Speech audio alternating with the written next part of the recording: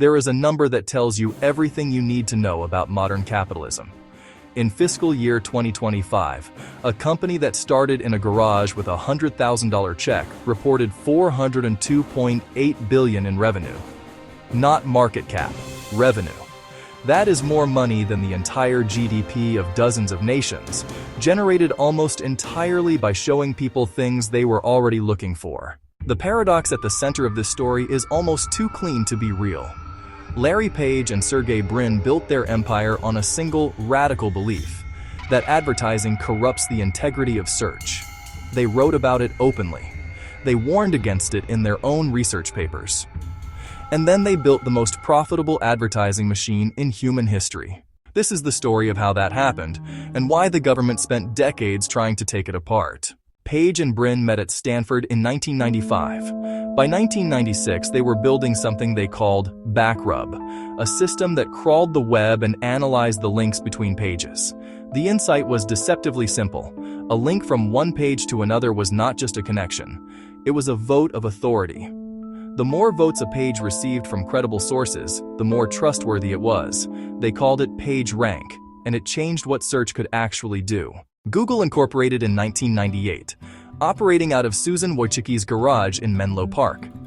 Andy Bechtolsheim, a Sun Microsystems co-founder, wrote them a $100,000 check before the company even had a bank account to deposit it in. The product launched into a search landscape dominated by cluttered portals, fighting for attention with banner ads, stock tickers, and celebrity news. Google was a white page with a box. It was fast. It was clean. It was right. But being right is expensive. More users meant more servers. More servers meant more bandwidth. More bandwidth meant more money that did not exist yet. By 2000, Google had millions of users and virtually no revenue. The infrastructure was scaling. The balance sheet was not. This is where Page and Brin faced the first real test of their principles. They despised traditional advertising. They believed it introduced conflicts of interest that would eventually poison the quality of search results. But the bills were real, and the math was unforgiving.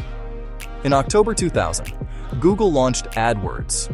It was not the banner advertising they had criticized. It was something architecturally different. Text-based ads tied directly to what a user was searching for at the exact moment they searched for it. You were not interrupting someone. You were answering them. The monetization model did not fight user intent. It followed it.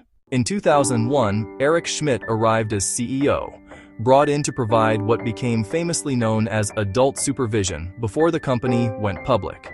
Schmidt had operational experience that Page and Brin did not. He understood how to build institutional infrastructure around a brilliant but chaotic engineering culture. The combination worked. On August 19, 2004, Google went public at $85 per share, raising $1.9 billion in one of the most anticipated IPOs in Silicon Valley history. For a brief moment, it looked like the hardest part was over. It was not. The internet was moving.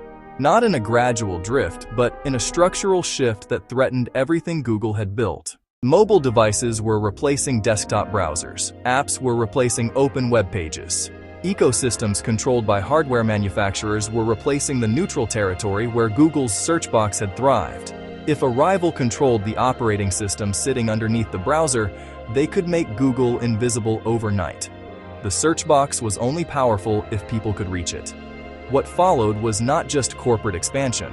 It was defensive architecture at a scale that had rarely been attempted. Gmail launched in 2004, Maps in 2005. Google acquired Android that same year for what was then considered a modest sum, and in 2006 paid $1.65 billion for a 2-year-old video platform called YouTube that most analysts thought was overpriced. Chrome launched in 2008, giving Google control of the browser layer itself. Each product was useful on its own. Together they formed a wall around the search engine. By 2015, the entire structure reorganized under a parent holding company called Alphabet, designed to separate the core business from the long-term bets being placed on everything else. Sundar Pichai took the helm of Google in 2015 and Alphabet in 2019. The strategy he inherited and accelerated was no longer primarily about building better products. It was about owning the moment before a decision gets made. The default, the automatic choice. The thing that happens when someone picks up a phone and types a question without thinking about which search engine they are using. To protect that default, Google paid extraordinary sums. In 2022 alone, Google paid Apple an estimated $20 billion to remain the default search engine on Safari. $20 billion. Not to acquire a company, not to build a product, to stay in a position they were already in. That number tells you exactly how much the default is worth, and exactly how much they feared losing it. It also tells you why regulators started paying attention. In August 2024, a federal court ruled that Google had operated as an illegal monopolist in search. The distribution machine that had protected the business for 2 decades was now the evidence against it.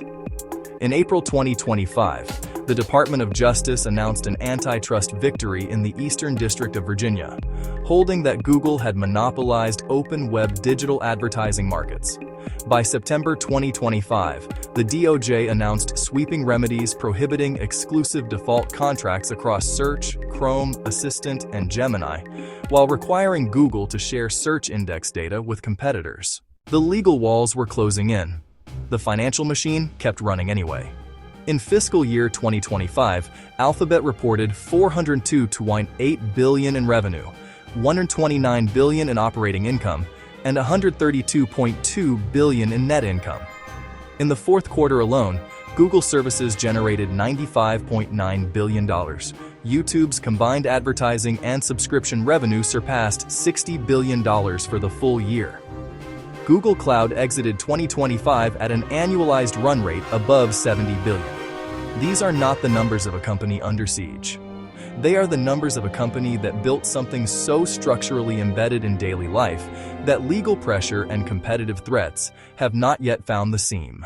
But the next threat is different in kind, not just degree. Generative AI does not compete with Google's search results. It replaces the need to search at all. If the answer appears before the query is finished, the link disappears. And if the link disappears, the ad tied to it disappears with it.